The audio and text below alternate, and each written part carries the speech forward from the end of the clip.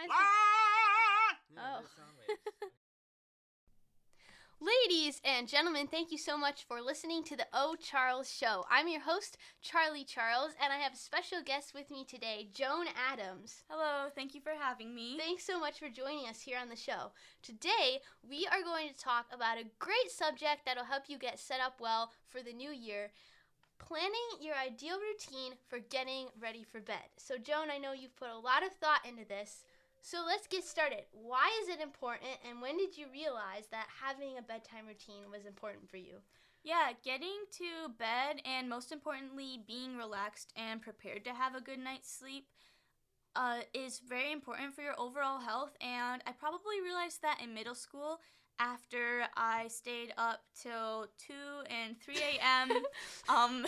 Most days of the week for probably a solid year.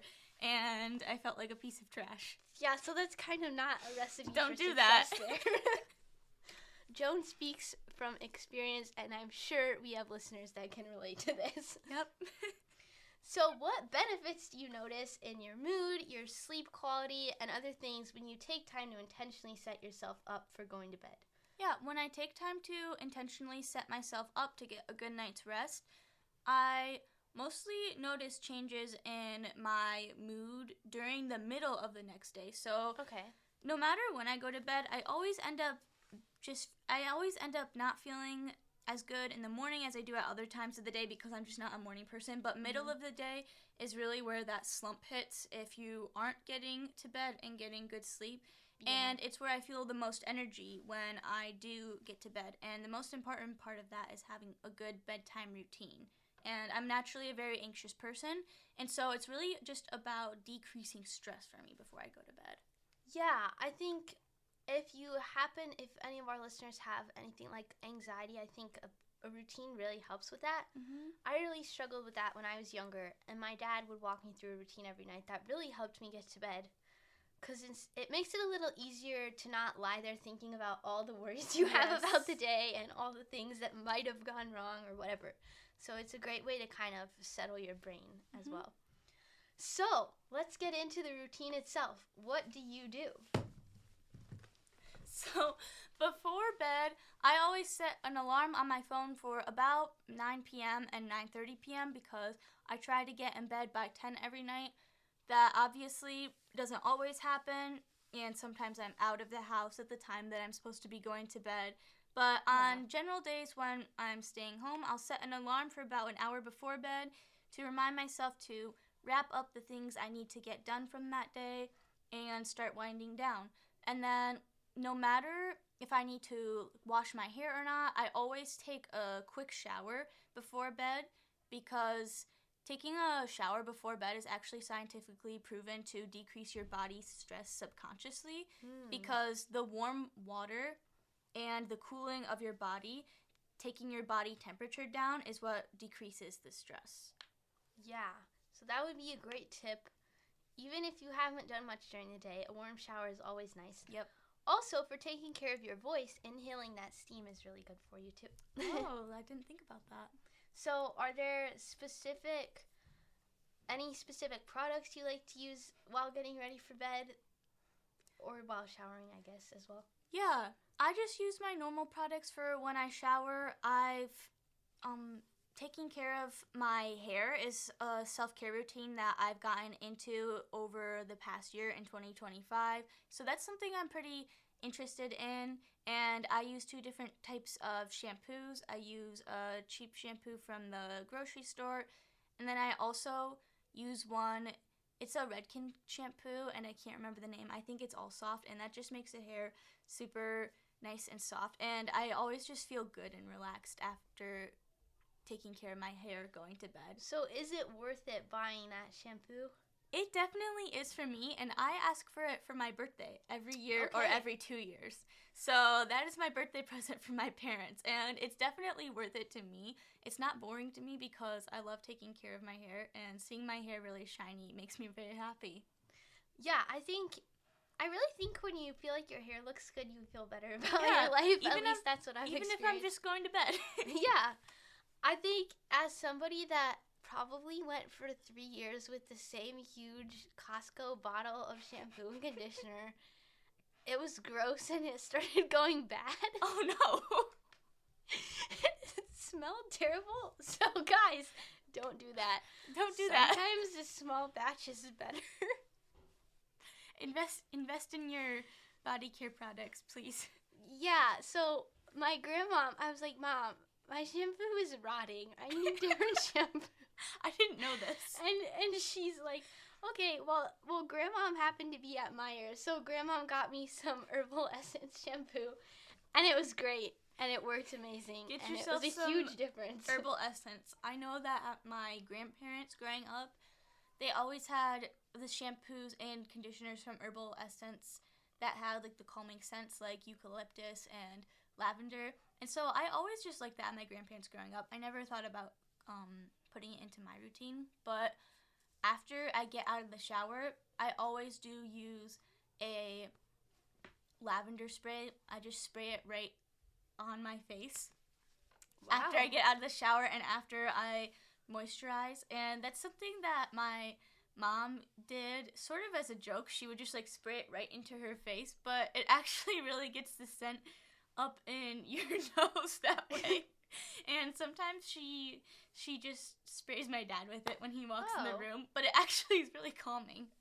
Yeah, essential oils can be great for lots of things. Your health, your basically anything you can probably find an essential oil. Getting an essential oil diffuser was definitely more helpful when I had sleep anxiety in middle school, and I can talk some more about that too. Yeah. But again, with that, you got to keep it clean. Also, it's sort of noisy, but I sort of got used to that white noise. White noise as I'm going to bed and when I'm getting into bed is definitely pretty important for me. And during different seasons of the year, I'll have either a humidifier or a heater, and then when I don't have that, I often put a fan in my room in the summer just to have some constant white noise, and that's also a nice signal to your body to know that it's ready for bedtime. Yeah, that definitely helps. I think some members of my family travel a lot, so sound machines with white noise are kind of the one thing we do not want to forget. Yes. Because it's just something regular your body can expect, even if something is different, like you're going to bed at a different time or whatever.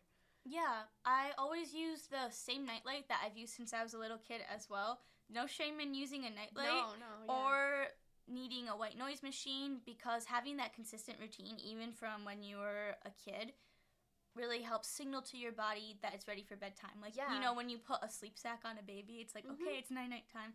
It's kind of for your body. If you use the same color low light and you use scents or noises, it signals to your body that it's ready for bed. I have a 20-pound weighted blanket that is kind of like being swaddled for bed, but it's not. And it's very nice and warm and comforting. And when I get in bed every night, I have a very large and long human-sized stuffed animal cat that my sister gave me for my birthday last year. And its name is Long Sun because she has one named Long Boy. Okay. And it's his son. And so putting that when you are, this is going to sound really weird, but when you're laying down and you feel anxious, think about where in your body you feel the anxiety, and then put a big or heavy stuffed animal up against you. And it actually really helps. And so, I always have my cat sleep with me, and when I'm falling asleep and I always feel anxiety right like in my stomach, and so I put him on my stomach and I fall asleep right away that way. Then when my cat's not with me, you can actually sort of simulate an animal by putting a heating pad and a waiting stuffed animal on your stomach. It actually works. Wow. So that is a great tip right there. If you're having a hard time going to sleep, you can get crazy with your sleep strategies like that. Yes, for sure. I definitely think, having the blankets and the white noise helps me because I'm not listening to all the creaking sounds. So, and something that I was told by a therapist is to not read thrilling or mysterious books before bed, but I don't know about any other listeners, but before bed is sometimes the only free time that I have to myself. Yeah. And so, sometimes that's the only time I have to engage in habits that are healthy or unhealthy that help me relax. Yeah. Like reading calm books, reading horror books, going on my phone, anything that really relaxes me. Sometimes the only time I have to do that is before bed. And some can definitely help before others. So I started realizing that when I was reading a thrilling book that my dad gave me, I wasn't as sleeping as well. And so I picked my rom-com to read before bed and read the thrilling book when I have free time during the day. That can apply to movies too. I don't watch TV during the day. I might watch a little bit before bed. So if you're watching a horrifying movie and then you have to walk down the dark hallway. Guys, I don't watch horrifying movies, but I was horrified about The Nightmare Before Christmas. That scared me a lot. So, honestly, that's kind of understandable. Well, anyway, I have a hard time walking down the hallway if just about anything scary happened in a movie. But you know what doesn't make me feel that way is Great American Family, wholesome romance movies. Yeah. It's good. Watch those. Don't watch Hallmark movies because sometimes I go to bed infuriated after I watch a particularly bad Hallmark movie. Great American Family is just cute. It doesn't matter what they do. It's cute. It's like your dream come true. Some of the Hallmark guys are straight infuriating, if I'm being honest. Okay, I feel like in Great American Family movies, the acting is usually, like, okay. The girls sometimes get into this thing where they kind of just talk like this, kind of under their breath, and they don't really say anything out loud. And I'm like, what is wrong with your voice? And then, okay, you know what, in the Great American Family movies, they get close to each other and then they just stop. They're like talking, whatever, and they just stop and look at each other for a minute. And the girl's like, well, actually, I better get back to work. And the guy's like, yeah, me too. Oh, okay, well, see you later. And I'm like, that's infuriating to me because I'm like, just fall in love already. Okay, but it's kind of cute. I find it very cute and sweet and also funny. Okay. Watch some movies like that before bed. Every night over the past year, I got into a routine on and off of watching a show with my mom. We tried to settle on different shows, and the show that we settled on that is great throughout the seasons is 30 Rock, created and directed by Tina Fey. She's a comedic genius. It's light, it's funny, and this is my shameless plug for 30 Rock because I love Tina Fey. And my mom and I got into the routine of after I got my homework done and before I got ready for bed, we would watch 30 Rock in her room. And it was very comforting to do the same thing and just do something relaxing with my mom. Yeah. So you can get family members involved in this routine as well. It's kind of hard to settle down if somebody is blasting rock music or whatever in your house. Yeah. Something about exercising. I've also realized before bed that if I exercise within 2 hours before bed, this is what a psychiatrist told me, and I didn't listen. If I exercise within 2 hours before bed, I do not get as good quality of sleep.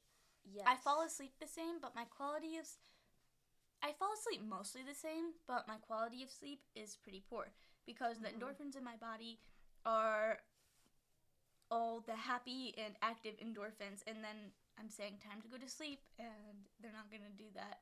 It takes a while for them to shut off, which is great to exercise when you're feeling tired during the day. Yeah. Start your day off with exercise more than 2 hours before bed. That's something that I don't incorporate into my routine, and something that I've also learned to stop incorporating into my routine is eating before bed or drinking too much water before bed. So I'm not sure. Okay. I just swallowed some gum. I'm sorry. Some what? Some gum. Are you good? Yeah, I was good. I'm good. Can you spit it out? No. Can you? It went down my throat. Oh, no. Are you okay? Yeah, there's some left. You need water? Wait. I'll be okay. You need water? No, wait 1 second. I can't swallow because I'm laughing. I'm okay. I don't know. We can go to the next question. I think the face that I just made while swallowing that gum was a little bit startling. to my host here. That was an accident. Oh Don't swallow gum. Guys, don't swallow gum. Now, Joan Adams is okay. Yes. Mrs. Adams will recover. Some people will get that joke, we know. Okay. Yes. So, oh yeah, how do you stick to your bedtime routine? So, like every human on this earth, I'm not always the best at sticking to my bedtime routine, but a strategy I found actually came from a life coach. And in the fall when I was having trouble getting to bed on time and nothing was motivating me, I paid myself to go to bed. And so I have a part-time job, and when I come home from work, I stick my money in an envelope that has my name on it up in a cubby up above my mom's desk.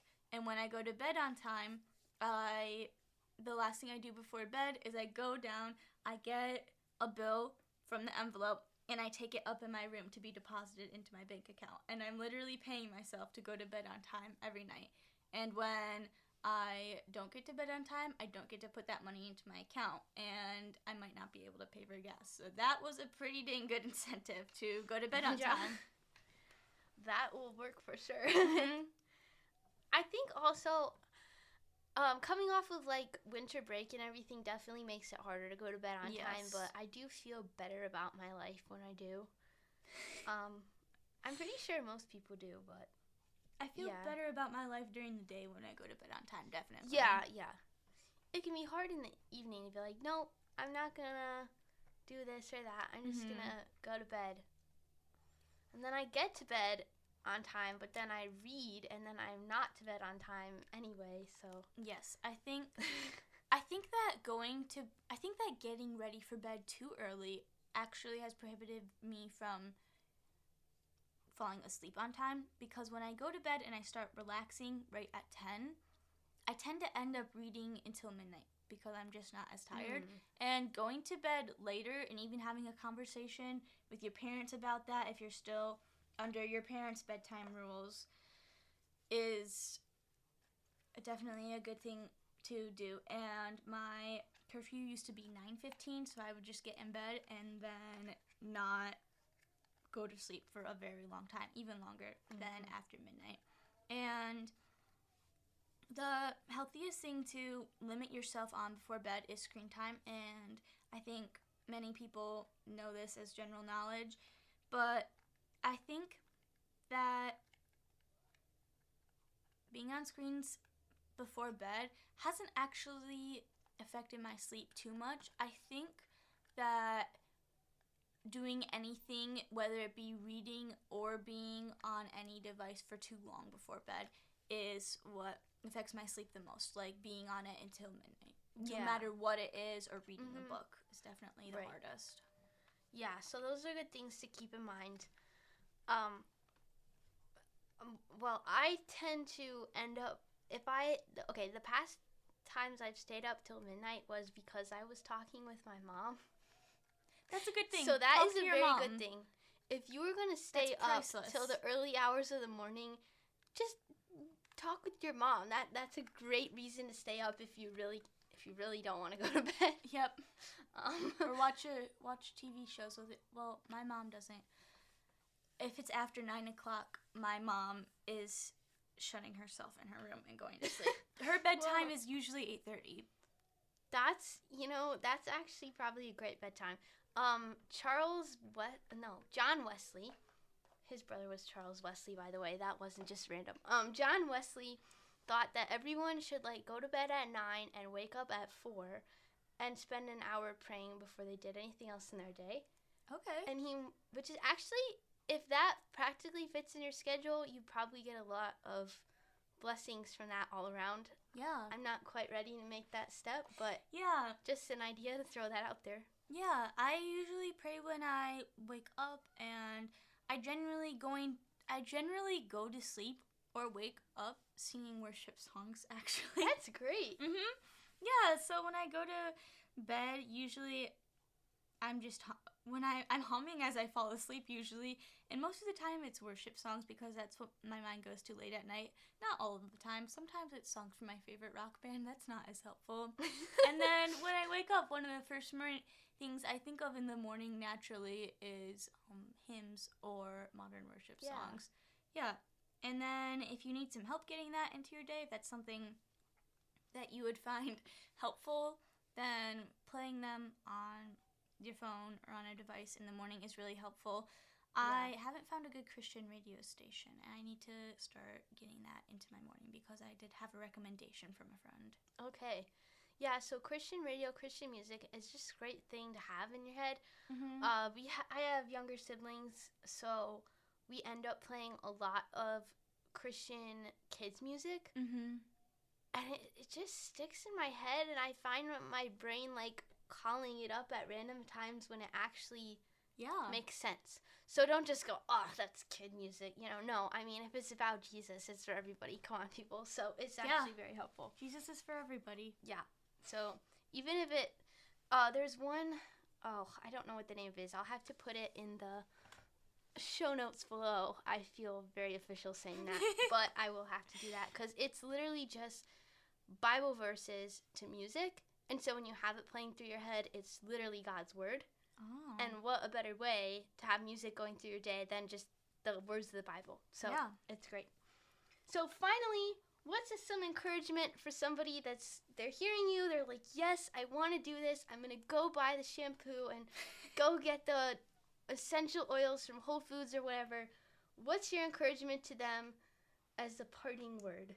My encouragement to you is find whatever motivates yourself, no matter how ridiculous it seems. Literally pay yourself to go to bed, and don't be embarrassed by it because you don't have to tell anybody that you're paying yourself to go to bed. You don't have to get on a podcast and tell the world that you are. But if you want to, let's get in touch. We're also on YouTube. You can leave a comment. I am proud of my monetary sleep habits and willing to share it with the world. Well, thank you so much, Joan Adams. It has been so wonderful having you on the show. Ladies and gentlemen, thank you so much for listening. We hope you enjoyed this episode, that you find something that you can apply to your life today, and check out some of our other episodes too. We're on Spotify and YouTube. Don't forget to comment if you care, subscribe if you dare.